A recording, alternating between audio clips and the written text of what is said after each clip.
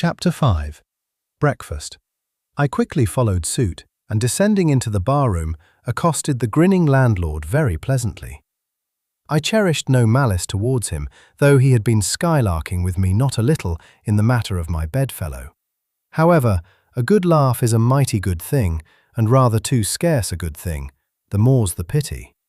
So, if any one man, in his own proper person, affords stuff for a good joke to anybody, let him not be backward, but let him cheerfully allow himself to spend and be spent in that way. And the man that has anything bountifully laughable about him, be sure there is more in that man than you perhaps think for.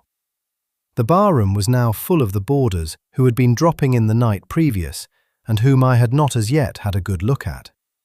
They were nearly all whalemen, chief mates, and second mates, and third mates, and sea carpenters, and sea coopers, and sea blacksmiths, and harpooneers, and shipkeepers, a brown and brawny company with bosky beards, an unshorn, shaggy set, all wearing monkey jackets for morning gowns.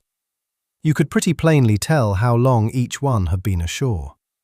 This young fellow's healthy cheek is like a sun-toasted pear in hue, and would seem to smell almost as musky. He cannot have been 3 days landed from his Indian voyage. That man next him looks a few shades lighter. You might say a touch of satin wood is in him. In the complexion of a third still lingers a tropic tawn, but slightly bleached withal. He doubtless has tarried whole weeks ashore. But who could show a cheek like Queequeg, which, barred with various tints, seemed like the Andes' western slope, to show forth in one array, contrasting climates, zone by zone. "Grub, ho!" now cried the landlord, flinging open a door, and in we went to breakfast. They say that men who have seen the world thereby become quite at ease in manner, quite self-possessed in company. Not always, though. Ledyard, the great New England traveller, and Mungo Park, the Scotch one, of all men they possessed the least assurance in the parlour. But perhaps the mere crossing of Siberia in a sledge drawn by dogs as Ledyard did, or the taking a long, solitary walk on an empty stomach in the Negro heart of Africa, which was the sum of poor Mungo's performances. This kind of travel, I say, may not be the very best mode of attaining a high social polish. Still, for the most part, that sort of thing is to be had anywhere.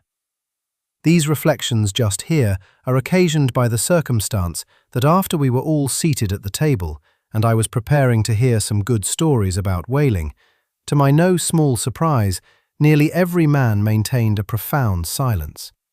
And not only that, but they looked embarrassed.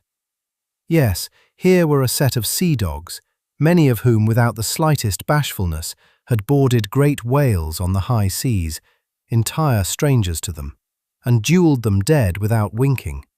And yet, here they sat at a social breakfast table, all of the same calling, all of kindred tastes, looking round as sheepishly at each other as though they had never been out of sight of some sheepfold among the green mountains. A curious sight.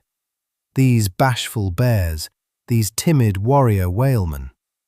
But as for Queequeg, why, Queequeg sat there among them, at the head of the table too, it so chanced, as cool as an icicle. To be sure, I cannot say much for his breeding. His greatest admirer could not have cordially justified his bringing his harpoon into breakfast with him, and using it there without ceremony, reaching over the table with it, to the imminent jeopardy of many heads, and grappling the beefsteaks towards him. But that was certainly very coolly done by him, and everyone knows that in most people's estimation, to do anything coolly is to do it genteelly. We will not speak of all Queequeg's peculiarities here, how he eschewed coffee and hot rolls, and applied his undivided attention to beefsteaks, done rare. Enough that when breakfast was over, he withdrew like the rest into the public room, lighted his tomahawk pipe, and was sitting there quietly digesting and smoking with his inseparable hat on, when I sallied out for a stroll.